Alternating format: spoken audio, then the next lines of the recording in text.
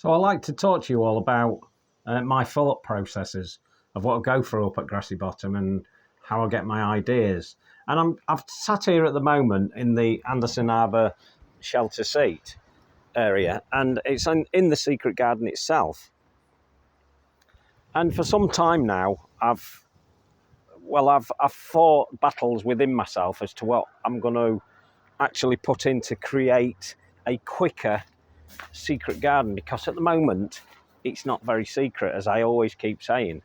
Now this Fargesia, which is obelisk, is as it sounds, an obelisk shape, and it will eventually take at least 3 to 4 foot width there and mask this area quite nicely.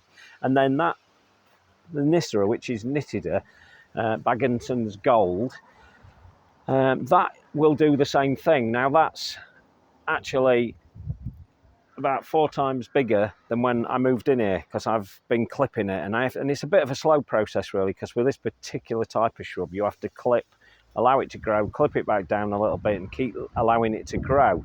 Otherwise it becomes a very, for want of a better word, floppy edge, and it is susceptible to wind damage and blowing over and all sorts if you don't do it right. So them 2 bits there should be okay, and they will disguise this area here, this first section up to the tree. Maybe there's a little gap there that might need some messing about with, but we'll see. Now the other thing that I've been thinking while I've been sat there, and this goes back to me giving you my thought processes, is how can I quickly disguise that area? So from the Anderson shelter arbour seat there on the left to the tree on the right, how can I disguise that little area so that it becomes more private, so people can't see through? Well, one thought I had while I was sat there was actually using this tin that's on the shack.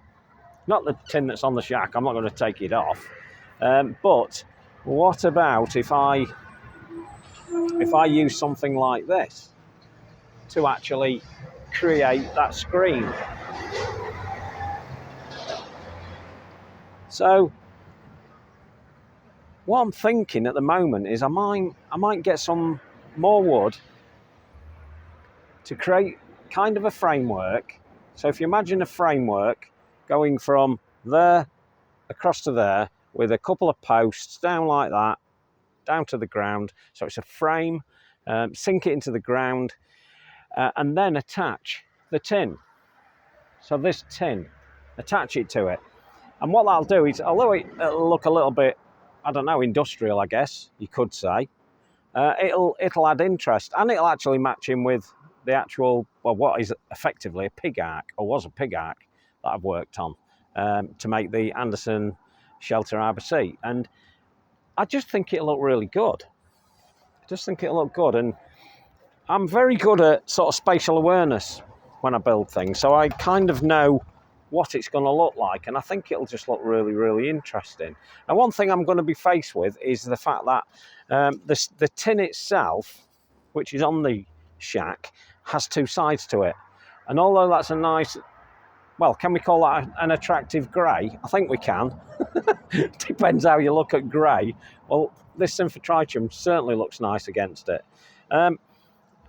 It's on the other side of it, it's actually white. So I've got to either paint the back end black, or I've got to just leave it as it is and decide which side of that tin goes this side. Now, sense tells me to put the grey side, sorry for shooting around, there, so that grey faces me that way. And then what that'll do is it will create the secret garden that I'm looking for a bit quicker. Okay, half the secret garden, because it's only going to go to the tree, and that's half of the distance.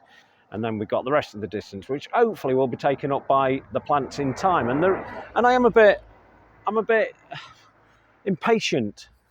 Although I've got lots of patience, I'm a bit impatient for this, because it's beginning to annoy me that area isn't secret enough at the moment. And I know that Fargesia bamboo there on the left is going to do its thing. It's in its 3rd year now, and it is looking a lovely clump, and next year that should start getting taller. So it should end up being as, well, eventually as tall as that structure. And the Viburnum, which is Ritidiphyllum, is a huge shrub. And eventually it will do its thing. But even with the tin there, these two things here will look nice against it straight away.